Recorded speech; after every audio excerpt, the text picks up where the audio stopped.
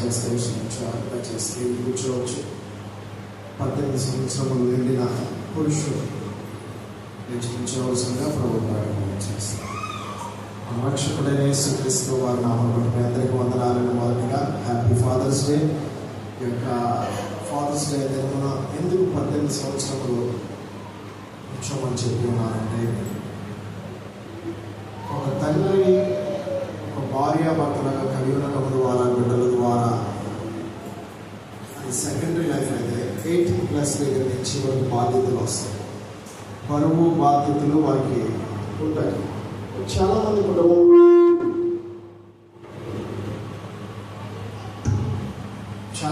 కుటుంబంలో నేను చూస్తాను. కుటుంబ పరిస్థితులను బట్టి కొంతమంది జాబ్స్ వదిలేసుకుంటున్నారు. కుటుంబ పరిస్థితులను బట్టి వారి వ్యాపారం వదిలేసుకుంటారు. కుటుంబ పరిస్థితులను బట్టి వారు వెళ్ళవలసిన డెస్టినేషన్ ఆగిపోయి వారి తండ్రుల క్షేమం వారి కుటుంబ పరిస్థితులను బట్టి అర్థం చేసుకొని వారు కష్టపడడం నేను చూస్తాను. Second happy father's day. దేవుడు మిమ్మల్ని మీ కుటుంబాలు దీవించును గాక. దయచేసి కూర్చున్నాము. Please be seated.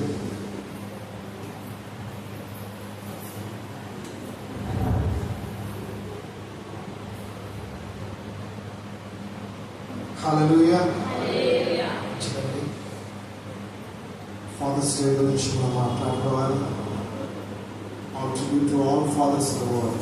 ప్రపంచవ్యాప్తంగా ఉన్న ప్రతి ఒక్క తండ్రులకు హ్యాపీ ఫాదర్స్ డే. దేవుడు మిమ్మల్ని మీ కుటుంబాన్ని మీ సంతతిని దీవించి ఆశీర్వదించుగాక.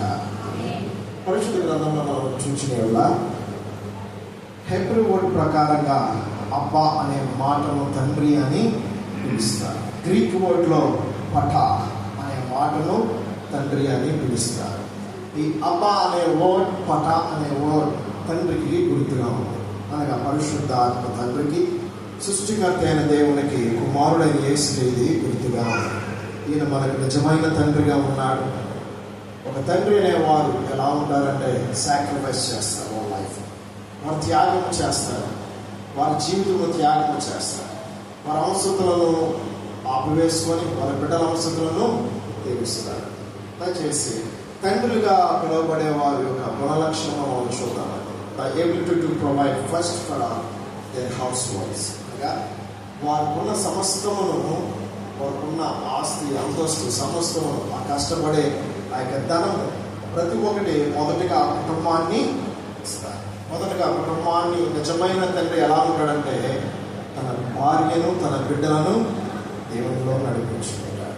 తన కష్టాల జీవితం అంతా పంపిస్తారు. అనగా ఇక్కడ మొదటి ప్రిఫరెన్స్ ఎవరికి ఇస్తారంటే కుటుంబానికి ఇస్తారు. కుటుంబం ఎవరికి గుర్తుందంటే క్రీస్తు శిరస్సుకు గుర్తుగా ఉంటుంది. దయచేసి మనం చూద్దాం. సామెతల గ్రంథము 1వ అధ్యాయం 8వ వచనం. ఇక్కడ ఏమన్నదంటే, మై సన్, నా కుమారుడా, నీ తండ్రి ఉపదేశము ఆలకింపుము, నీ తండ్రి ఉపదేశము ఆలకింపుము, నీ తల్లి చెప్పు బోధను త్రోసివేయకుము, నీ తల్లి చెప్పు బోధనను త్రోసివేయకుము. నా కుమారుడా, నీ తండ్రి ఉపదేశమును ఆలకింపు. తండ్రి చెప్పే మాట ఈరోజు చాలా మంది ఏం చేస్తున్నారంటే విడిచిపెట్టారు. ఏముందిలే, ఒక తండ్రికి అనేది విలువ ఉండట్లేదు చాలా మంది. కానీ ఈరోజు మన అంశము, పరిశుద్ధాత్మ మనకి ఇచ్చిన అంశము, తల్లిదండ్రులను హింసించకండి. చెప్తారు ఈరోజు మన అంశము, తల్లిదండ్రులను హింసించకండి. మీ పక్క వారు చెప్పండి, తల్లిదండ్రులను హింసించకండి. స్వరం మీద చెప్తారు ఇశ్రాయేలు ప్రజలు, తల్లిదండ్రులను హింసించకండి. మరొకసారి చెప్తారా, తల్లిదండ్రులను హింసించకండి. దయచేసి మనం చూద్దాం. 8వ వచనం. నా కుమారుడా, నీ తండ్రి ఉపదేశమును ఆలకింపము, నీ తల్లి చెప్పు బోధను త్రోసివేయకుము. ఇక్కడ మనం చూసినట్టే పరిశుద్ధ గ్రంథంలో సామెతలు ఎవరు రాశారంటే కింగ్ సొలొమోన్ అనుభవంతో రాశాడు. అంతా కోల్పోయిన తర్వాత ఆ అనుభవంలో నుంచి ఆయన వచ్చి ఈ యొక్క గ్రంథంలో రాయడం జరిగింది. దయచేసి Solomon, he was a very beautiful king. He honored his father. He honored his creator. Solomon దేవుణ్ణి గౌరవించున్నాడు, విధేయత కలిగిన వాడు, దేవుని ప్రేమించిన వాడు. రెండోది, తన శరీర సంబంధమైన తండ్రి దావీదును కూడా ప్రేమించిన వాడు, గౌరవించిన వాడు. దయచేసి మనం చూద్దామండి. మళ్ళీ 5వ వచనం చదువుదాం. నా కుమారుడా, నీ తండ్రి ఉపదేశమును ఆలకింపు, నీ తల్లి చెప్పు బోధలను త్రోసివేయకుము. దయచేసి అందరూ స్వరం చెప్తారా? నా కుమారుడా, నీ తండ్రి ఉపదేశమును ఆలకింపుము, నీ తల్లి చెప్పు బోధను త్రోసివేయకము. ఈ మాట మన పరలోకపు తండ్రి కూడా మనతో మాట్లాడుతున్నాడు.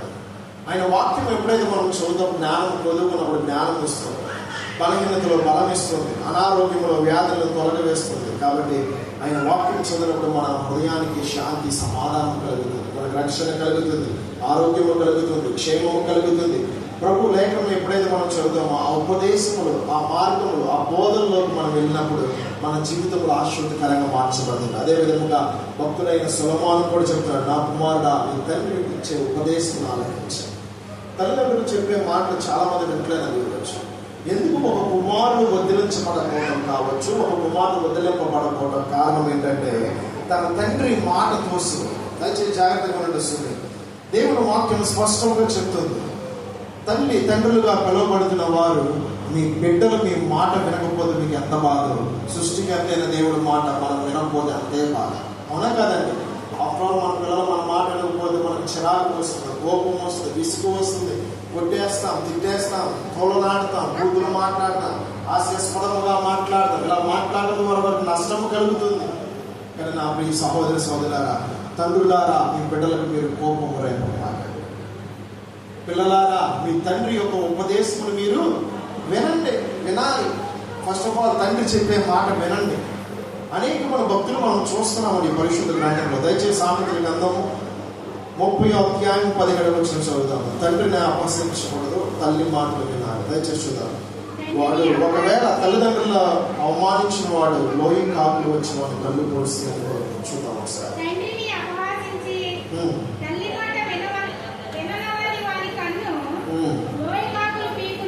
లోయి కాకులు పీకును,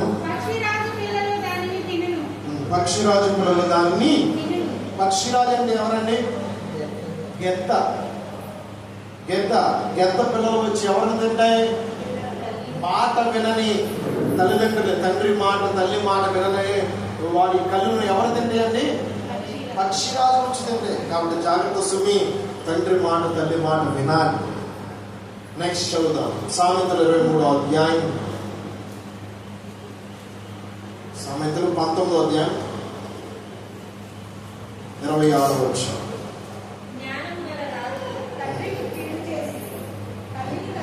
తండ్రికి కీడు చేసి తల్లిని తరిమివేయవాడు అవమానమును అపకీర్తి కలగ చేయవాడు. తండ్రికి కీడు చేసిన వాడు తల్లిని తరిమివేయవాడు, వాడికి ఏం కలుగుతుందండి?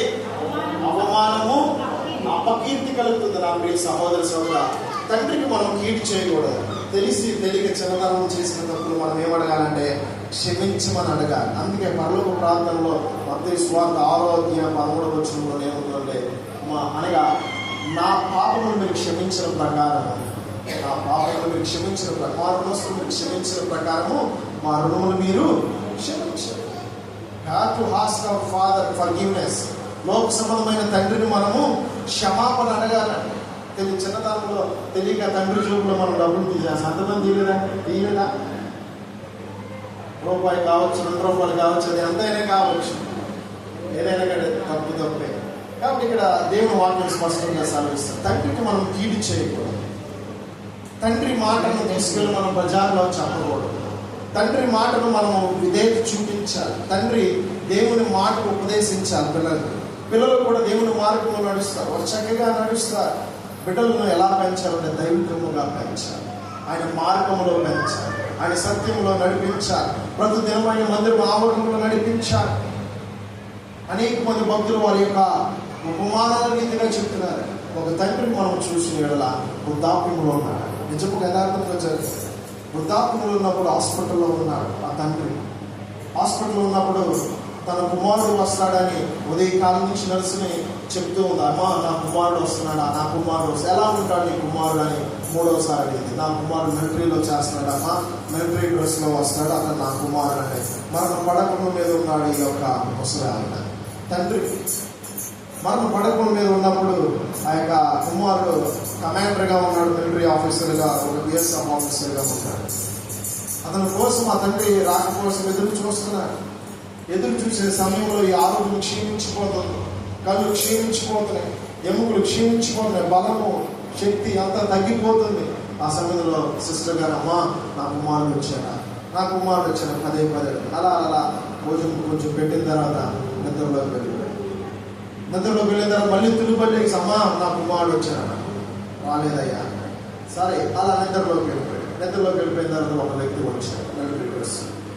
ఓకే, వెంటనే అయ్యా ఇదిగో మీ తండ్రి ఇక్కడ బెడ్ మీద ఉన్నాడు అనగానే వెళ్ళి ఆ తండ్రి చేతిలో చేయి వేసి, ఆ తండ్రి కళ్ళు తెరిచి చూడలేకపోతున్నాడు కావచ్చు, కానీ తన ఆత్మలో తన కలిగిన శక్తి, తన కలిగిన బలం, తుది శ్వాసలో కూడా తన కుమారుడు హస్తము గట్టిగా పట్టుకున్నాడు.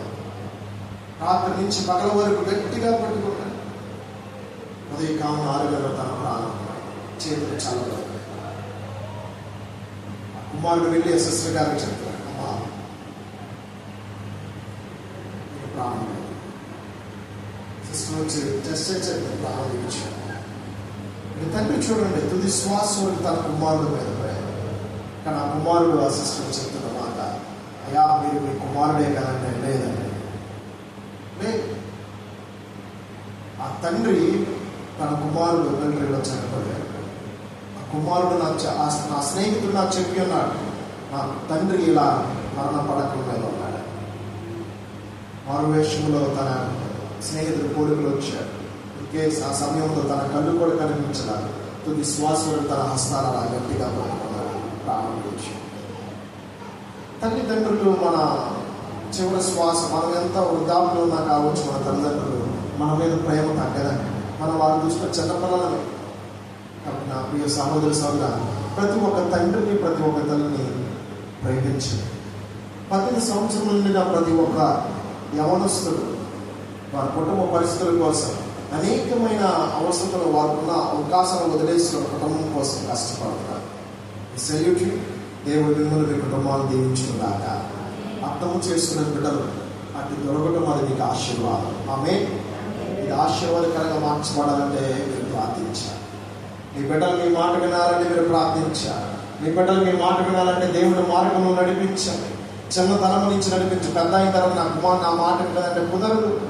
చిన్నతనం నుంచి వాళ్ళని నడిపించండి, కొట్టండి, దేవుని మందిరం నడిపించండి, కూర్చోబెట్టండి, పాటలు పాటలు నేర్పించండి, ఆరాధన చేయడం నేర్పించండి, శుద్ధించడం శుద్ధి ఆత్మ చేయడం నేర్పించండి, అన్ని విషయంలో పరిశుద్ధ గ్రంథం ధ్యానం చేయ విషయంలో నేర్పించండి, భక్తి చేయడం నేర్పించండి, ఇతరులకు విష్ చేయడం నేర్పించండి, గౌరవం విధేయత ఇవన్నీ దేవుడు మీ బిడ్డలకు ఇచ్చును గాక.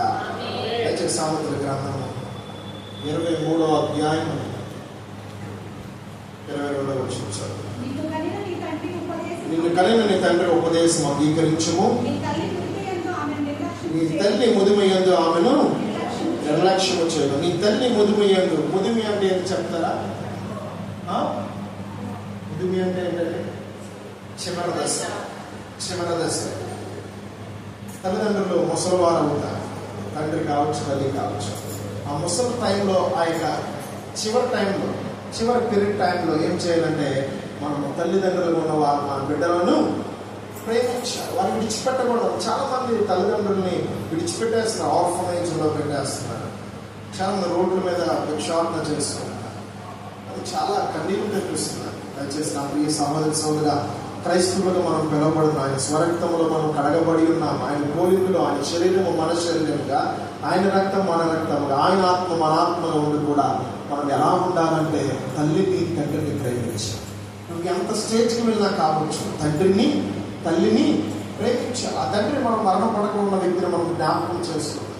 తుది శ్వాస వరకు తను చేయవలసిన కర్తవ్యం తను మరణించినప్పటికీ తన స్నేహితుల ద్వారా పంపించి అక్కడ కర్తవ్యంను నెరవేర్చుకున్నాడు.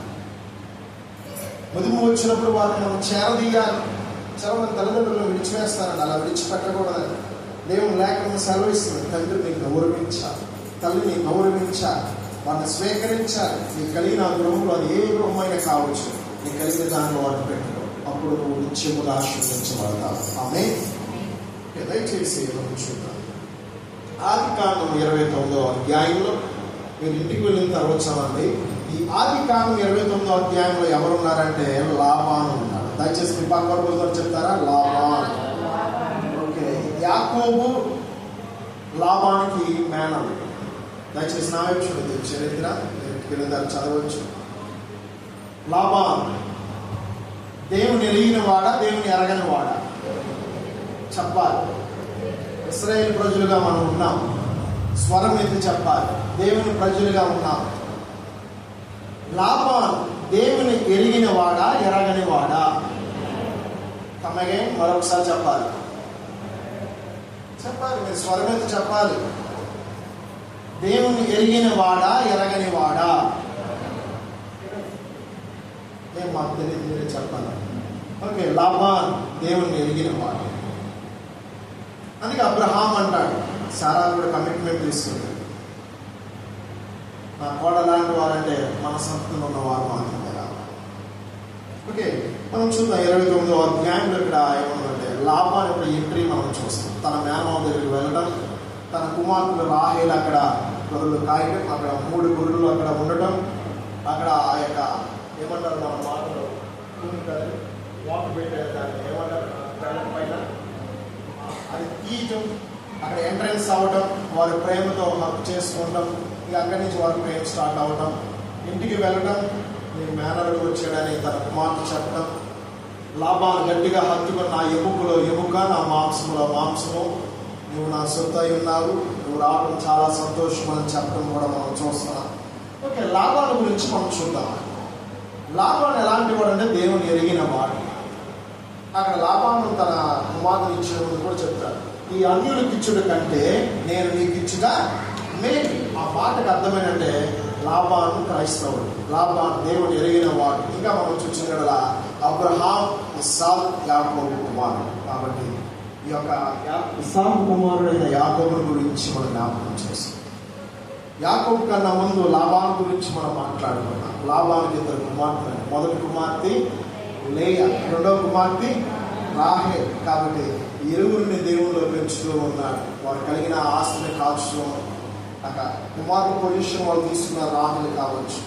ఓకే, ప్రతిదినము ఇంకా గురువులు తీసుకొని వెళ్తూ ఉండేవారు. ఒక మేత పెట్టి నీళ్లు పెట్టి మరలా తీసుకొచ్చేవారు. ఇక యాకోబు ఎంట్రన్స్ అయిన తర్వాత యాకోబు నీకు ఏం కావాలి? నా స్వాస్థ్యములు అంటే నాకు ఇష్టమైన నీ రెండవ కుమార్తె నాకు కావాలి, ఆమె పేరు రాహేల్, ఆమె నాకు కావాలి అని చెప్పినప్పుడు ఓకే, నీకు ఊరినే ఇవ్వడం కుదరదు, నువ్వు కష్టపడాలి. ఎన్ని సంవత్సరాలు కష్టపడాలంటే 7 సంవత్సరాలు కష్టపడాలంట. మీ అందరికీ తెలిసింది, 7 సంవత్సరాలు కష్టపడిన తర్వాత అక్కడ విధేయత మనం చూస్తాం. యాకోబు విధేయత. లాబాను కూడా ఎంత భక్తితో వాళ్ళ బిడ్డలు పెంచాడో ఒకసారి మనం చూద్దాం. ఈనాడు తండ్రిగా పిలువబడుతున్న వారు బిడ్డలని మనం ఎలా చేయాలంటే ఆధ్యాత్మిక ఉపదేశములతో వారి బోధనలో, క్రీస్తు బోధనలో వారిని మనం నడిపించాలి. లాబాను మనం చూసిన ఎడల లాబాను భార్యాభర్తలు కావచ్చు. ఇక్కడ తండ్రి ప్రధానమైన కీరోడు మనం చూసిన బిడ్డలను దేవుని సన్నిధిలో నడిపించాలి. అదేవిధంగా దేవుని సన్నిధిలో నడిపించిన వాడిగా ఉన్నాడు. లాబాను తన యొక్క మేనలుడైన యాకోబు అడిగినప్పుడు వెంటనే 7 సంవత్సరాలు కొలుమి చేయమన్నాడు. 7 సంవత్సరాలు కొలుమి చేసిన తర్వాత రాహేలును బదులు ఎవరిని ఇచ్చాడండి? లేయాని ఇచ్చి ఉన్నాడు. ఓకే, లేయా ఎవరండి? ఫిజికల్. ఓకే, ఎనీవే తన తర్వాత రోజు తెలిసింది లేయాకి ఎంతమంది పిల్లలండి? 6 పిల్లలు. 6 పిల్లలు. నెక్స్ట్ ఓకే, 6 పిల్లల తర్వాత వీరికి మేట్స్ ఉంటారు. మనం ఇప్పటికీ మనం చూసిన మస్కట్, మోవైట్, ఖత్తర్, ఒమన్, యెమెన్ ఈ ప్రాంతములన్నీ ఇష్మాయేలు సంతతి వారు ఉంటారు. ఇష్మాయేలు ఎవరండి? చెప్పాలి. శారాకు సంబంధించిన వాడు కాదు, ఆగర్కి సంబంధించిన కుమారుడు ఎవరండి? ఇష్మాయేల్. ఇష్మాయేలు సంతానం కూడా దేవుడు ఆశీర్వదించాడు. ఓకే, ఆ ఇష్మాయేలు సంతానంలో ఉన్న వారందరూ ఏంటంటే అక్కడ ఉన్న ప్రాంతంలో ఉన్న వారు ఇప్పటికీ నేను చెప్తున్నాను, వారు మేట్స్ ఉంటారు. వారి కుటుంబంలో ఉన్న వారు ముస్లిమ్స్ కేటగిరీగా ఉంటారు. వారి ఇంట్లో పని చేయటకు ఇక్కడ నుంచి వలస వెళ్తారు. ఎక్కడి నుంచి? ఆంధ్ర నుంచి, తెలంగాణ నుంచి వలస వెళ్తారు. పశ్చిమ గోదావరి, ఈస్ట్ గోదావరి నుంచి వెళ్తా ఉంటారు. ఓకే, సందర్భం వచ్చింది కాబట్టి చెప్తున్నాను. ఒక చెల్లి పేరు గాయత్రి అని ఉందండి, మంగమ్మ. వారి అమ్మ పేరు మంగమ్మ గారు, మంగాదేవి అంటారు. ఓకే, వారి కుమార్తె చిన్న వయసులో వివాహం చేస్తున్నారు. యజమానుడు త్రాగుతూ ఉంటాడు, ఈ బిడ్డను పట్టించుకోడు. ఈ బిడ్డ కుమిలిపోతున్న సమయంలో యథార్థంగా జరిగిన సంఘటన చెప్తున్నాను. 2 సంవత్సరాల క్రితం జరిగిన సంఘటన. సముద్రం దగ్గరికి వెళ్ళిపోయాను. సరే చచ్చిపోతున్నాను కదా, చివరిసారి ఒకసారి సేవకు ఫోన్ చేద్దాం. నాకు ఫోన్ చేసి, సరే నాకు ఫోన్ చేసేపాటికి ఏంటమ్మా అనే పాటికి అని అలా చనిపోతాకు వచ్చినట్టే నేను కూడా వెంటనే ప్రార్థన చేసి దేవుడికి అప్పచెప్పాను. తన మనసు మార్చుకొని దేవుడికి మహిమ కలుగును కాక. తర్వాత నాకు అర్థమైంది, ఒకవేళ ఏదన్నా జరిగితే చెప్పండి, ఫోన్ నెంబర్ ఎవరిదండి? ఓకే, ఎనివే దేవుడు ఆ బిడ్డను రప్పించి ఉన్నాడు. సరే, తన యజమానులు ఇంకా మారట్లేదని ఈ మెడికల్ టెస్ట్ ఉంటుందండి. హైదరాబాద్ వెళ్తారు, అదర్ కంట్రీస్ వెళ్తారు, మెడికల్ టెస్ట్ ఉంటుంది. మెడికల్ టెస్ట్ ఏంటంటే కోవిడ్ వెళ్ళినప్పుడు ఆ చెల్లికి నిమ్ము ఉందని క్యాన్సిల్ చేశారు. నెక్స్ట్ మళ్ళీ మస్కట్కి అప్లై చేసినప్పుడు 100% రిజల్ట్ వచ్చింది. మేట్స్ అక్కడ వారి హెడ్ వాళ్ళు ఉంటారు, పెద్దవారు, వాళ్ళని బట్టి వెళ్ళింది. అక్కడే అక్కడ మేట్స్ వారి గృహాల్లో ఇవన్నీ ఎక్కడి నుంచి వచ్చిందంటే రాహేలు లేయాకి ఎవరుంటారు? దాసీలు ఉంటారు. ఆ దాసీలు ఏమంటారంటే మెయిట్స్ అంటారు. అదే ఈ స్టోరీ అంతా అది. ఓకే, ఆ చెల్లి అక్కడికి వెళ్ళింది. అక్కడ పనిచేయ తనకు కలిగిన కుటుంబంలో ఇంటి పని చేయాలి, వంట పని చేయాలి అని. ఇక్కడ చేయలేకపోతున్నానని, ఇల్లు చాలా పెద్దగా ఉందని. ఓకే, ప్రేయర్ చేయాలి, ఫస్ట్ టైం కదా. ఓకే, మళ్ళీ ఈ పని అయిపోయిన తర్వాత తన ఇంకో గెస్ట్ హౌస్ ఉంటే అక్కడ తీసుకెళ్తున్నారంట, వృద్ధాస్తున్నారంట. 100 దీనాలు ఇస్తున్నారు. దీనాలు అంటే ఆ 100 వచ్చేపడి ఇక్కడ 23,000, 22,500 వస్తుంది. ఓకే, తన బిడ్డలు చిన్న పిల్లలు. ఆ చెల్లి వయసు కూడా 20 సంవత్సరం ఉంటుంది, అంతేనండి. వారికి ఏంటంటే పశ్చిమ గోదావరి ఇటు సైడ్ వారంటే చిన్న ఏజ్లో వచ్చి పెళ్లి చేసేస్తారు. 12, 13, 11, 14 బాల్య వివాహాలు. ఓకే, ఎందుకు ఇవన్నీ చెప్తారంటే తండ్రి తల్లి సరిలేక వారు త్రాగుమోతం, తిరుగుమోతం, వారు దేవుని మార్గంలో పెంచేవారు కాదు. లోక సంబంధంగా లోకాధికారి అయిన సాతానికి వారు పట్టి పీడపబడుతున్నారు. అందుకే వారి జీవితాలు అలాగా పీడింపబడుతుంది. వారి బిడ్డలు నష్టంగా పడుతున్నారు. ఓకే, ఈ చెల్లి ఇలా జరుగుతున్నప్పుడు ప్రార్థన చేస్తూ ఉన్నారు. దేవుడు మరలా ఒక 10 తర్వాత తిరిగిన తర్వాత మరలా అదే ఫస్ట్ గృహానికి వచ్చేసి చాలా సంతోషంగా ఉందని. 9 పోల్చుకుంటే ఇల్లు చాలా మంచిది, బాగా చూసుకుని పని ఒకటే ఎక్కువ అని బాధపడింది. ఏదైనా దేవుడు నాకు ఇచ్చాడని మరలా నాకు వీసా క్యాన్సిల్ అయిపోతే నేను ఎక్కువ పే చేయాలి, ఎదురు చూడాలనగా నాకు సహాయం అందట్లేదు అని అన్నాను. ఓకే, మళ్ళా దయచేసి మన వాక్యంలో పెడతాం. ఆ చెల్లికి దేవుడు కృప దయచేయను కాక, శక్తినిచ్చును కాక. ఆమె. ఓకే, దయచేసి మనం ఇక్కడ చూసినట్ల లాబానికి ఎంతమంది కుమార్తెనండి? లేయా మొదటి కుమార్తె, రెండోది రాహేల్. ఓకే, ఇష్టమైన భార్య ఎవరండి? యాకోబు గారికి. దయచేసి యాకోబు గారు అనుకున్నాను, బైబిల్లో చెప్తున్నాను. ఓకే, యాకోబు గారికి ఇష్టమైన భార్య ఎవరండి? రాహేల్. దయచేసి స్పష్టంగా మీకు చెప్తే నాకు కూడా ఎంకరేజ్మెంట్ వస్తుంది. దేవుని ఆత్మ నాలో జీవంతో పనిచేస్తుంది. ఓకే, ఈ రాహేల్ నిమిత్తం 7 సంవత్సరాలు కొలువు చేశాడు. లేయాని ఇచ్చాడు. లేయాని వివాహం చేసుకున్న తర్వాత లేయాని తెలియదు, రాహేల్ అని తెలుసు. తర్వాత రోజు తెలుసు లేయాని. సరే, నా మామూలు మోసం చేశాడు అనుకున్నాడు. అంటే అక్కడ చెప్తున్న మెయిన్ థీమ్ ఏంటంటే ఇక్కడున్న అన్యులకు ఇచ్చుట కంటే నీకు ఇచ్చుట మేలు. ఎందుకు మేలు అని చెప్పినాడంటే అబ్రహాం దేవుని ఎరిగిన వాడు, ఇస్సాక్ దేవుని ఎరిగిన వాడు. ఇస్సాక్ కుమారుడు ఎవరండి? యాకోబు మీద దేవుని ఆశీర్వాదం ఉంది, దేవుని దీవెన ఉంది, దేవుని అభిషేకం ఉంది, దేవుని ప్రత్యేకత ఉంది, దేవుని యొక్క ప్రత్యక్షత ఉన్నది. కాబట్టి అతను బట్టి లాభానికి ప్రేమ కలిగింది. అతను బట్టి ఆ మాట చెప్తున్నాడు, ఇక్కడున్న వారి కంటే నీవు నాకు శ్రేష్ఠ. అందుకే చెప్తా, నా ఎముకలో ఎముక, నా మాంసంలో మాంసం నువ్వు వచ్చినందుకు తండ్రికి మహిమ. అక్కడ దేవుని కృతజ్ఞతాస్తుతులు చెల్లించినట్టుగా మనం చూస్తున్నాం. ఆ మాట యొక్క సారాంశం. ఓకే, అతను వచ్చిన తర్వాత మొదటి కుమార్తె ఇచ్చిన తర్వాత 6 బిడ్డలు పుట్టారు. తర్వాత 7 సంవత్సరాల తర్వాత ఎట్లేదన్నా కానీ 14 సంవత్సరం కొలువు చేశారు. తర్వాత ఎవరు వచ్చారండి? రాహేలు వచ్చింది. రాహేలు వచ్చిన తర్వాత చాలా కాలం క్రిందట ఇదంతా పెద్దల నుంచి వస్తున్న ఒక మాట మనం చూడడం వల్ల శారాకి చాలా కాలం క్రిందట కుమారుడు కలిగినాడు ఇస్సాక్ కూడా సేమ్, రెబ్కా కూడా సేమ్. అది గర్భఫలం విషయంలో కొంచెం లేట్ జరిగింది. ఆలస్యమైనప్పుడు దేవుడికి ఘనమైనది ఇచ్చి ఉన్నాడు. అదే విధముగా రాహేలు కూడా ఆలస్యమైనప్పుడు కూడా ఘనత ఇచ్చి ఉన్నాడు. రాహేలు కుమారుడు ఎవరంటే యోసేపు, బెన్యామీను. ఓకే, ఇక్కడికి 6+2 ఎంతండి? 8. ఓకే, ఇక్కడ మనం చూద్దాం. లేయా మేడ్ ఉపపన్నది. ఓకే, ఈ లేయా మేడ్కి ఎంతమంది పుట్టారండి? పనామకి 2. నెక్స్ట్ ఈ రాహేలుకి 2 పుట్టారు. వారి పేరే, ఒక పేరు వచ్చింది అషే. మొత్తం ఎంతమంది? యాకోబు పిల్లలు 12 కుమారులు, 1 కుమార్తె. ఒక కుమార్తె పేరు దీనా. 12 కుమారులు, 1 కుమార్తె దీనా. ఓకే, ఇక్కడ మనం చూసినట్లా ఈ 12 కుమారులు 12 గోత్రములుగా, 12 రాళ్ళుగా, 12 స్తంభములుగా మనం చూస్తున్నాం. ఈ 12 గోత్రాలుగా కూడా మనం చూస్తున్నాం. ఈ లాబాను క్యారెక్టర్ మనం చూసినట్లా దేవుని యందు భయభక్తులు కలిగిన వాడు. అప్పుడు అన్యులకు ఇచ్చడం కంటే నీకు ఇచ్చడం మేలు. ఎందుకు మేలంటే తను దేవుని మీద ఆధారపడ్డాడు.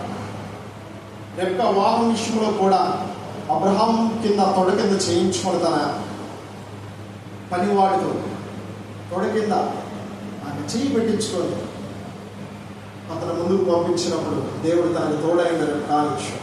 అదే రెబ్కా సహోదరుడు లాబాను విషయంలో కూడా దేవుడు అదే సహాయం చేస్తున్నాడు. రెబ్కా కుమారుడు యాకోబును తన మేనలుడిని అంగీకరించి తన 2 కుమారులు ఇచ్చిన తర్వాత వారు ఉపవన్మతులు కావచ్చు. వారిద్దరు కుమారులు మొత్తం మీద 12 కుమారులు, 1 కుమార్తె పుట్టిన్నారు. ఇదే ఈ యొక్క లాబాను యొక్క మనవరాళ్ళు సంఖ్య. ఎందుకు ఇక్కడ మనం చూసినట్లా అతను భయము భక్తితో వారిని పెంచుకున్నాడు. ఈరోజు ఆత్మీయ జీవితంలో నా ప్రియ సహోదర అనేకమైన తల్లిదండ్రులు వారి బిడ్డలను దేవుని మార్గంలో నడిపించారు. తల్లి పొజిషన్ ఏంటంటే బిడ్డలకి ఇంటి పని, వంట పని చేయటం. కానీ తండ్రి పని ఏంటో తెలుసండి? పిల్లలను బాధ్యత తీసుకోవాలి. అది కుమార్తెలైనా కావచ్చు, కుమారులైనా కావచ్చు. తండ్రి పొజిషన్ ఏంటంటే వారిని దేవుని యందు భయభక్తుల మార్గంలో పెంచాలి. రూల్ నెంబర్ 1, దేవుని యందు మార్గంలో నడిపించాలి, ఆ భక్తిలో నడిపించాలి. రెండవది ఏంటంటే తండ్రి ఇచ్చే బోధనలు వారు లిసన్ చేసుకోవాలి. అది ఎక్కడ మనం చూస్తాం, my son listen my voice, listen my instructions. నా ఉపదేశములు అంగీకరించండి. ఎప్పుడైతే తండ్రి ఉపదేశం, తండ్రి బోధనలు ఏ కుమారుడైన ఏ కుమార్తె అయితే వింటారో వారు ఆశీర్వాదకరంగా మార్చబడును గాక. ఇలా తండ్రి పొజిషన్ ఏంటంటే బిడ్డలను దేవునిలో నడిపించాలి. తల్లి పొజిషన్ అంటే ఇంటి పని, వంట పని చేయాలి. తల్లి తండ్రి పొజిషన్ కలిపి ఏం చేయాలంటే ఆయన రాజ్యమును కట్టాలి. కుమారులు కుమార్తెలను కనాలి. ఆ కుమారులు కుమార్తెల్ని దేవుని మార్గంలో నడిపించాలి. అనగా క్రీస్తు స్వరూపంలో వారిని పెంచాలి. ఆ భయములో, భక్తిలో, ఆ విధేయతలో, ఆయన సన్నిధిలో వారిని పెంచాలి. ఈ భార్య భర్తలు తండ్రి కూడా ఇంకా పొజిషన్ ఏంటంటే ఆ బిడ్డలని తల్లి తండ్రి ఇరువురు కలిసి బిడ్డలని ఉన్నతముగా చదివించాలి. నీ సోమత కలదు. నా సోమత లేదనుకుంటే ఈనాడు మనకి దేవుడు ఒక మంచి గవర్నమెంట్ స్కూల్స్ ఇచ్చాడు, చదివించాలి. మొదటగా దేవుల్లో పెంచాలి, రెండవదిగా మంచి స్కూల్స్లో పెంచాలి, తర్వాత మూడవదిగా వారికి ఆస్తులు సమకూర్చాలి. బైబిల్ పరిశుద్ధ గ్రంథం స్పష్టంగా సెలవిస్తుంది. 12 గోత్రములు 12 స్వాస్థ్యములు పంచుటకు దేవుడు ఎవరిని ఎన్నుకున్నాడండి? తన స్నేహితుడైన అబ్రహాంతో మాట్లాడిన ఈ యొక్క ప్రవచనం ఎవరి ద్వారా నెరవేర్చాడండి? యెహోషువ ఎవరు? సత్తా కలిగిన వాడు. యెహోషువ ఎవరు? జ్ఞానాత్మపూర్వం కలిగిన, అభిషేకం కలిగిన వాడు. ఇక పరలోక రాజ్యంలో మనకు ఆ స్వాస్థ్యం క్రీస్తు కూడా మనకున్నాడు. యెహోషువ క్రీస్తు పోలికలో ఉన్నవాడు. చరిత్ర సెలవిస్తుంది. ఈనాడు దేవుడు మనకి ఇచ్చిన వాగ్దానం, విభ్రము కలిగి ధైర్యము ఉండము, దిగులు పడకు జడియకము, నీవు నడుచు మార్గమంతులని దేవుడైన యెహోవా నీకు తోడైండు. కాబట్టి నా ప్రియ సహోదర సోదరుడా, ప్రతి ఒక్క తల్లి, ప్రతి ఒక్క తండ్రి ఇద్దరు కలిసి వారి బిడ్డలను దేవుడిలో నడిపించాలి. మీరు కష్టపడి మీ బిడ్డలు దేవుడిలో పెంచుతున్నారా లేదా లోక సంబంధంలో పెంచుతున్నారా గమనించాలి ఒకసారి. మీ బిడ్డలను బట్టి ఇద్దరు చెడిపోతున్నారా, ఇద్దరు దేవుడిలో నడిపిస్తున్నారా? తల్లిదండ్రుల క్యారెక్టర్ని బట్టి ఏదైనా బిడ్డలకు వస్తున్నాయి. మీ తల్లి అనగా మీ బిడ్డల ఎదురు మీరు ఏదైతే ఉపదేశం ఇస్తారో అదే వింటారు, అదే వింటారు. నేను ఉదాహరణకు చెప్తున్నాను. నేను ఇంటికి వెళ్ళిన తర్వాత చూడాలి, నా బిడ్డలు కూడా నాకులాగా కొంచెం బుక్ పట్టుకొని దేవుడు నిన్ను ప్రేమిస్తున్నాడు అని వాడు సోఫాల మీద కావడం, మంచాల మీద కూర్చొని వాళ్ళు ముగ్గురు ఇమిటేట్ చేస్తాను. ఎందుకు? నేను చేసే పని ఏంటి? పాస్టర్ పని. నేను ఉపదేశిస్తూ ఉంటాను, అదే వారు రిసీవ్ చేసుకొని ఏం చేస్తున్నారు? చెప్తున్నారు. అదేవిధంగా తల్లిదారా తండ్రులారా మీరు ఇంటికి వెళ్ళిన తర్వాత మీరు ఏదైతే మాట్లాడతారో ఆ మాటనే వారు సంభాషిస్తారు. మీరు బూతులాడతారు, అవమానంగా అవమానంగా వారు మాట్లాడతారు. మీరు ప్రేమగా పంచుకుంటే వారు కూడా ప్రేమగా మీతో పంచుకుంటారు. మీ బాధలు వారు షేర్ చేసుకోండి, మీ బాధ్యతలు వారికి తెలియపరచండి. కానీ వారిని ఎక్కువగా కోపం వెళ్ళమాట. అపోస్తలుడైన పౌలు గారు అంటాడు, మీ బిడ్డలకు కోపం వెళ్ళమాట. వారిని అర్థం చెప్పాలి, అర్థం చెప్పే విధంగా కూర్చోబెట్టి చెప్పాలి, అర్థం చేసుకోవాలి. తల్లిదండ్రులుగా ఉన్నవారు ఏం చేయాలంటే ఆ బిడ్డను దేవుళ్ళు నడిపించాలి. మీకు ఏదైనా పొదువుగా ఉందా, దేవుని మీద ఆధారపడాలి. ఈ సంఘము క్రీస్తు అనే శిరస్సుగా ఉంది కాబట్టి యజమానులు కూడా కుటుంబానికి ఒక శిరస్సుగా ఉన్నారు. యజమాను మాట వినాలి, యజమాను బిడ్డలు దేవుని మాట వినాలి, మొదటిగా తండ్రి మాట వినాలి. కుటుంబం అంతా ఐక్యత కలిగి ప్రతిరోజు ఆయన ఉపదేశం వినాలి, ఆయన మాటలు వినాలి, ఆయన వాక్యం ధ్యానించాలి, ఆయన గురించి పాటలు పాడాలి. ప్రతిరోజు ఏ కుటుంబంలో అయితే స్తుతికూడిక జరుగుతుందో పాటలు పాడి ఆ యొక్క వాక్యమును ధ్యానించుకొని ప్రార్థన చేస్తారు, ఆ కుటుంబం నిత్యముగా ఫలించునుగాక. దయచేసి ఈ దినం నుంచి స్టార్ట్ చేయండి. ఒకవేళ ఎవరైనా చేయకపోతే స్టార్ట్ చేయండి. ఎప్పుడైతే మీరు ఇలా స్టార్ట్ చేస్తారో మీ బిడ్డల జీవితం ఆశీర్వాదకరంగా నా ప్రభు మార్చునుగాక. అప్పుడు ఈ సహోదరి సోదరా, మీకు ఏదైనా పొదువు పొందా ఆయన అడగండి. అడుగు వాటి కంటే, ఊహించు వాటి కంటే అత్యధికమైన మేలును నా ప్రభువు మీకు చేస్తానని చెప్తారు. మీరు మనుషులు అడిగినప్పుడు మీకు సిగ్గు కలుగుతుందా? మీరు మనుషులు ఎదురు చేయించాల్సినప్పుడు వారిని మిమ్మల్ని అవమానంగా చూస్తారు. మీకు ఈ సమయంలో మీకు ఇవ్వచ్చేమో, కానీ మీరు వెళ్ళిపోయిన తర్వాత మీ వెనక ఏమని మాట్లాడతారంటే, చూచేవా వాటికి దగ్గర లేక నా దగ్గరికి వచ్చి ఎదుటి వారిని అడుక్కునే ముందు దేవుని వాక్యం సర్విస్తున్నాను. మొదటగా ఆయన అడగాలి. మన పరలోకపు తండ్రి ఇచ్చేవాడుగా ఉన్నాడు. నువ్వు పాముని అడిగితే పాము ఇస్తాడు, నువ్వు చేపలను అడిగితే చేపలు ఇస్తాడు, నువ్వు ఏది అడిగితే నీకు అది ఇస్తాడు. నువ్వు కీడు మాటలు పలికి అస్తుడు ఏం చేస్తాడండి? దేవుని ఎదురు నాకు ఏదైనా దొరుకుతుందని అది కోరుకున్నాడు. యాకోబు రాసిన పత్రిక 1వ అధ్యాయం 7వ వచనంలో ఎలా ఉంటుంది? అస్తుడు దేవుని ఎదురు నాకేమన్నా దొరుకుతుందా అని ఆలోచిస్తాడు. నువ్వు ఏది అడిగితే అది నీకు ఇస్తాడు. God is saying to us. దేవుడు మనతో చెప్తున్నాడు అని ఆయన ఉపదేశం చెప్తుందంటే దయచేసి శ్రద్ధగా విన్నాను. ఆయన ఉపదేశం ఏమైనా సెలవుస్తుందంటే, అడుగు వాటి కంటే, ఊహించు వాటి కంటే అత్యధికమైన మేలులతో మీరు ప్రార్థన చేసినప్పుడు అత్యధికమైన మేలులతో నా ప్రభువు మిమ్మల్ని నింపునుగాక. ప్రభు ఇచ్చిన తర్వాత ఆయన మహిమార్థమై ప్రతి ఒక్కటి మీ కుమార్తెల కోసం అడగండి. నీ కుమారుడు ఏ క్రాఫ్ట్లో ఉండాలా, నీ కుమార్తె ఇంజనీరింగ్గా ఉండాలా, లేకపోతే నీ బిడ్డలు దేవుని పరీక్షలో వాడబడాలా, ఆయన మహిమార్థమై అడగండి, ఊహించండి, అడగండి. Ask it shall be given unto you. దేవుని వాక్యం స్పష్టంగా సెలవిస్తుంది. అడుగుడి మీకు ఇయ్యబడును, వెతుకుడి మీకు దొరుకును, తట్టుడి. అడగాలి. ఆ రాజ్యం అనే పరలోక ద్వారం తట్టండి. మనుషులు తట్టినప్పుడు మనకి హింస, నింద, అవమానము, అపనింద వస్తుంది మనకి. కాబట్టి నా ప్రియ సహోదర అడుగు వాటి కంటే, ఊహించు వాటి కంటే అత్యధికమైన ఇచ్చేవాడు నీ పరలోకపు తండ్రి. ఆయన మంచి తండ్రిగా ఉన్నాడు. నీ కోసము నా కోసము కలవరిలో మరణించున్నాడు. మనం ఉండవలసిన స్థానంలో ఆయన నీ కోసము నా కోసము కలవరిలో కలిగి ఉన్నాడు. అప్పుడు ఈ సహోదర ఆయన లేఖనములకు మనం తలయుడుదాం, ఆయన ఉపదేశం మనం అంగీకరిద్దాం.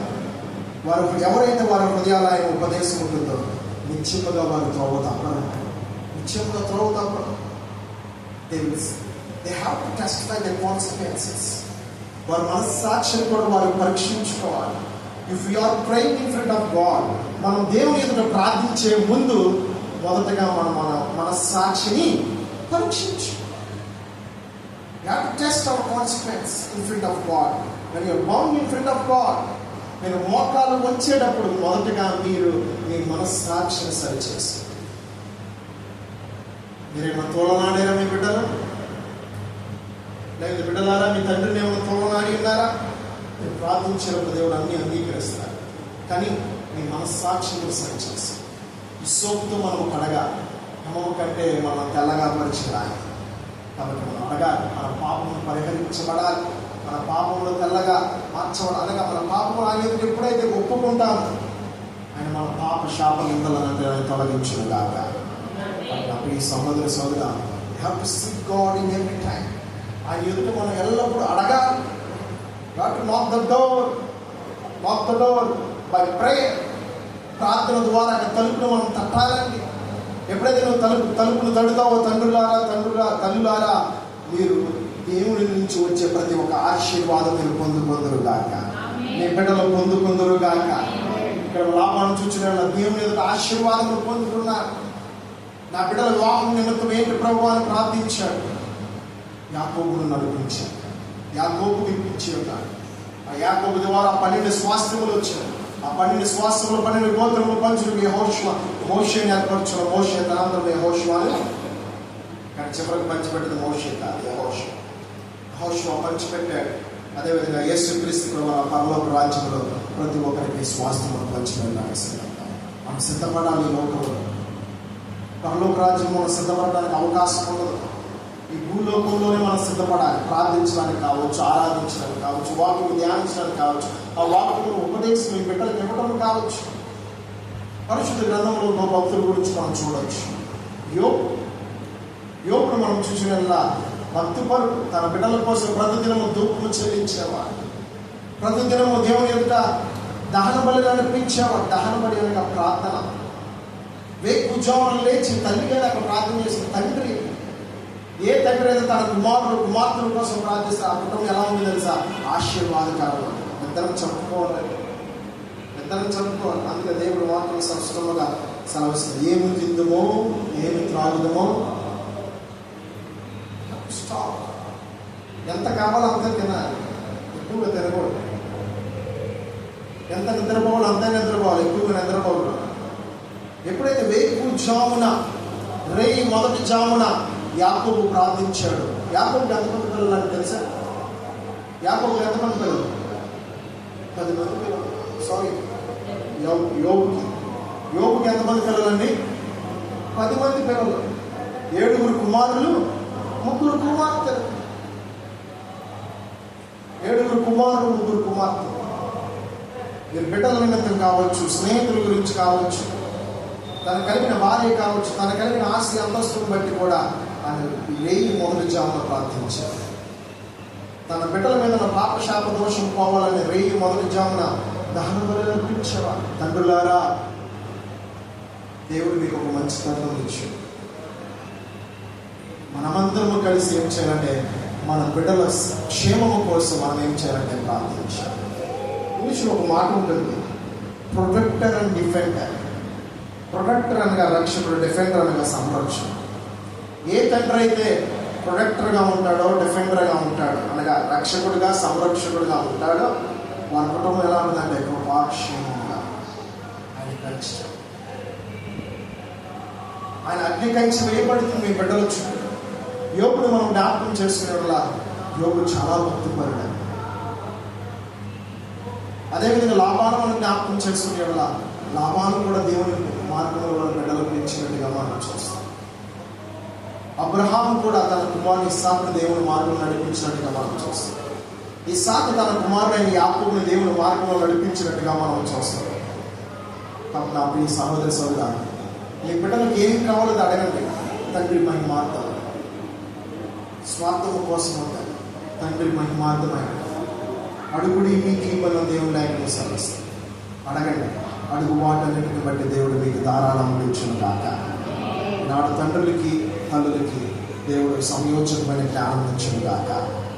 జ్ఞానాత్మపూర్వం కలిగిన అభిషేకం, యెహోషువ జ్ఞానాత్మపూర్వం కలిగిన అభిషేకం కలిగినవాడు, సత్తా కలిగినవాడు. అటువంటి అభిషేకం దేవుడు మనకి ఇచ్చును కాక. ఈ సహోదరి సోదరులు వచ్చామా వెళ్ళేమన్నట్టు కాదు. వాక్యాన్ని వినాలి, వాక్యాన్ని చదవాలి, వాక్యానుసారంగా జీవించాలి. ఇది ఈ లోకంలో మనం నేర్చుకోవాల్సి చేయాల్సిన పని. వాక్యాన్ని వినాలి, వాక్యాన్ని అనుదినము చదవాలి, ఆ వాక్యానుసారంగా క్రియల ప్రకారంగా జీవించాలి. ఎప్పుడైతే క్రియల ప్రకారంగా నీవు జీవిస్తావో నీ బిడ్డలు కూడా జీవిస్తారు. ఎప్పుడైతే నీవు జీవిస్తావో నీ యజమానురాలు జీవిస్తుంది. మీరిరువురు కలిసి ఎప్పుడైతే జీవిస్తారో మీ కుమారులు జీవిస్తారు, మీ కుమార్తెలు జీవిస్తారు, మీ కుమారులు అనగా మీ సంతతి అంతా దేవుని వైపు త్రిప్పబడుతుంది. అబ్రహాం సంతతి త్రిప్పబడలేదు. అబ్రహాం, ఇస్సాకు, యాకోబు, యోసేపు ఈ సంతానము దేవుడు ఆశీర్వదించాడు. ఈ సంతానం దేవుడు అభివృద్ధిపరిచాడు.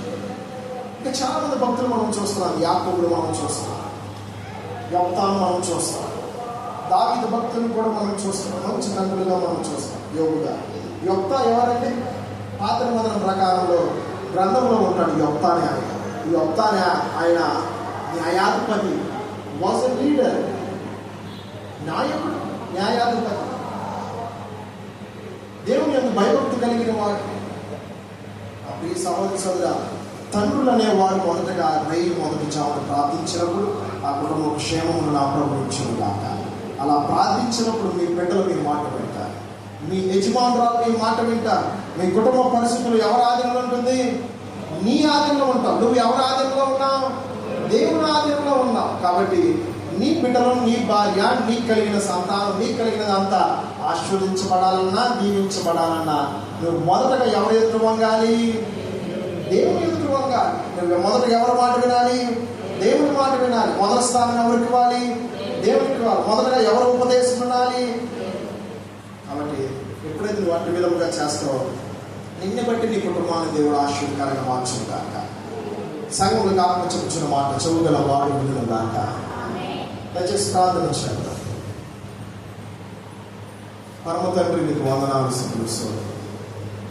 Thank you father, thank you Jesus, thank you holy spirit. ఈ మాట మా నోటల నుంచి పాత్రగా వాడుకున్నాను.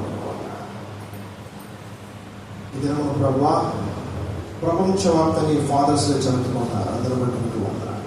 ఈ ఒక్క దినమే కాదు కానీ ఆయన మా తుది శ్వాస విడిచేంత వరకు, మీరు మా ఎందుకు వచ్చేంత వరకు, మేము మీ ఎందుకు వచ్చేంత వరకు ప్రభా ప్రతిదినం నీతో చదువుకోవడానికి ప్రభా ఈ మార్గంలో, సత్యంలో, జీవంలో మమ్మల్ని నడిపించండి. క్రీస్తు మహిమేశ్వర చెప్పిన ప్రతి అవసరం తీరుస్తాను కదయ్యా. నీ నామము మహిమార్థమై ప్రభా అడగటం మాకు నేర్పించు. నేను స్థించడం, ఘనపరచడం, ఆరాధించడం మాకు నేర్పించండి అయ్యా. యోగు 1000 మొదటి చావున తన బిడ్డల కోసం ప్రార్థించిన వాడుగా ఉన్నాడు అయ్యా.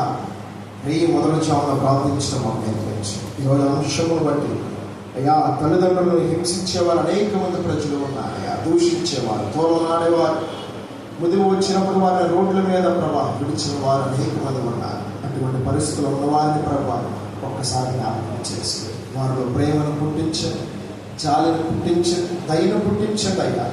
వృద్ధాపులను తల్లిదండ్రుల ప్రభా ప్రేమించడం దేవా మాకు నేర్పించండి. నువ్వు చూపించిన ఒక మార్గంలో ప్రభా నిన్ను వల్ల పొరుగు వారిని ప్రేమించడం, జన్మనిచ్చిన తల్లిదండ్రులను ప్రేమించమన్నావు కదా, వారిని గౌరవించమన్నావు. వారి ఉపదేశములు ప్రభావ వినమని చెప్పి ఉన్నావు కదా. ఈ విధంగా ప్రభా యా ప్రతి ఒక్క ఉపదేశము తల్లిదండ్రుల నుంచి వచ్చే ప్రతి ఒక్క మాట వినడానికి మాకు సహాయించు. ఈ సోపుతో మొదటిగా మా హృదయములు కడగండి. యమము కంటే మా హృదయాన్ని మీరు తెల్లగా మార్చి శుద్ధ హృదయం, శుద్ధ మనసును కలగచ్చేయండి అయ్యా. విరిగి నలిగిన హృదయము దయచేయండి. నీకు విరోధంలో పరలోక రాజ్యం విరోధముగా ప్రభావ మేము చేసిన ప్రతి ఒక్క ఆజ్ఞ ధిక్కారమైన పాపము దావీదు కుమారుడా దయచేసి క్షమించండి. నీ కలవరి రక్తముతో మా పాపములను క్షమించండి అయ్యా. నేను హింసించేవారుగా కాదయ్యా. నీ మాటలు ప్రభావ వినప్పుడు కూడా ఆజ్ఞ ధిక్కారం చేసినట్టే కదయ్యా. నువ్వు ఇచ్చే ఆజ్ఞలు కట్టలు మేము దేవా గైకొనాలయ్యా. అటు విధంగా ప్రతి ఒక్క తండ్రి, తల్లి ప్రభు వారి బిడ్డల కోసం ప్రార్థించడం నేర్పించండి అయ్యా. ప్రార్థన శక్తిని కలగచ్చేయండి. స్తుతించి గణపరిచే కృపను కలగచ్చేయండి ప్రభు. నీ ఉపదేశం ధ్యానించే కృపను కలగచ్చేయండి అయ్యా. ఆ ఉపదేశాల ప్రకారంగా జీవించే కృపను మాకు కలగచ్చేయండి అయ్యా. దయచేసి దేవా ప్రతి ఒక్క తండ్రులకు జ్ఞానము, తెలివి, వివేకము దయచేయండి. ప్రతి ఒక్క తల్లికి శక్తిని, బలమును, ఆరోగ్యము దయచేయండి. భార్య భర్తలకు ఒక స్వాస్థ్యముగా ఇచ్చున్నాను వారి ద్వారా ప్రభావ బిడ్డల ప్రభావ ఆ కుటుంబం అంతటిని ప్రభావ నీ చేతికి అప్పగిస్తుండగా ఇలా పరలోక రాజ్యము కోసం ప్రభావ ప్రతి ఒక్క కుటుంబం ప్రభావ తయారు చేయబడడానికి సహాయం చేయండి. పరిశుద్ధాత్మ ప్రతి ఒక్క కుటుంబంలో మీరు ప్రభావ జోక్యం చేస్తారు. ప్రతి ఒక్క కుటుంబంలో మీరు వెళ్ళండి. వారి కుటుంబంలో ఆదరణ కలగచ్చేయండి, సమాధానం కలగచ్చేయండి, ఆరోగ్యం కలగచ్చేయండి. దేవునికరమైన జీవితాలు వారి జీవితాల్లో కలగచ్చేయండి. దేవునికరమైన మాటలు, ఆశీర్వదకరమైన మాటలు వారు పలకటానికి సహాయం చేయండి ప్రభావ. మొదటగా క్రియలు కలిగిన జీవితాన్ని మనం ప్రసాదించమని అయ్యా. నీ నామం మహిమార్థమై ప్రభావ ఎల్లప్పుడూ అడగమన్నారు కదా అయ్యా. అటు విధంగా ప్రభావ ప్రతి ఒక్క తండ్రి, తల్లి వారు కలిగిన బిడ్డలందరినీ ప్రభావ నీ మార్గంలో, సత్యంలో, జీవంలో నడిపించి నీ రాజ్యం కోసం వారు నడిపించే విధంగా వారిని మార్గంలో నడిపించడానికి కావలసిన కృప, అభిషేకం కలగచ్చేయండి. ఎంతమంది వాక్యానుసారంగా జీవించడానికి సహాయం చేయండి. లాభాలు ఏ విధంగా అయితే ప్రభావ నీ మీద ఆధారపడి ఉన్నాడు, జ్ఞానం కలిగిన వాడిగా, భయం కలిగిన వాడు, భక్తి కలిగిన వాడిగా మేము చూస్తున్నాం రాజా. అన్ని జనులు ఎదురు ప్రభు నేను ఎరిగిన వాడిగా ఉన్నాడయ్యా. అయ్యా నేను నమ్మిన వారిని ప్రభు చేయలేదయ్యా. నన్ను ఆశీర్వదించి తను కలిగిన ఇద్దరు కుమార్తెను ఆశీర్వదించు. వారి ఎదురు నుంచి ఒక 12 గోత్రంలో 12 స్వాస్థ్యములుగా మీరు మాకు ఇచ్చేవారు. అయ్యా ఆ స్వాస్థ్యములు మేము అడుగుచున్నాము తండ్రి. ఇశ్రాయేలు ప్రజలుగా అడుగుచుండగా మాకు సహాయం అందించండి. మీ రక్తమును బట్టి మా పాపములు క్షమించి మాకు విడుదల ఇచ్చారు. అయ్యా మేము కోల్పోయినదంతా ప్రభువా కుమారుడు రక్తమును బట్టి మేము పొందుకోవడానికి సహాయం చేయండి. మా పరలోకపు తండ్రి మంచి తండ్రిగా మీరు మాకు రావడానికి వందనాలు. మా కోసం త్యాగం అయ్యా కావలసిన మా కోసం మరణించి పునరుద్ధానులుగా తిరిగి లేచేవారు వందనాలు. ఈ పునరుద్ధాన దినమున ప్రభువా దేవుని మీ ఆశీర్వాదాన్ని బిడ్డల జీవితంలో ప్రవరించమని వాక్యానుసారంగా జీవించడానికి సహాయం చేయండి. యేసు పరిశుద్ధ నామమున ప్రార్థిస్తూ అడుగుచున్నాము తండ్రి. చేసిన ప్రాణం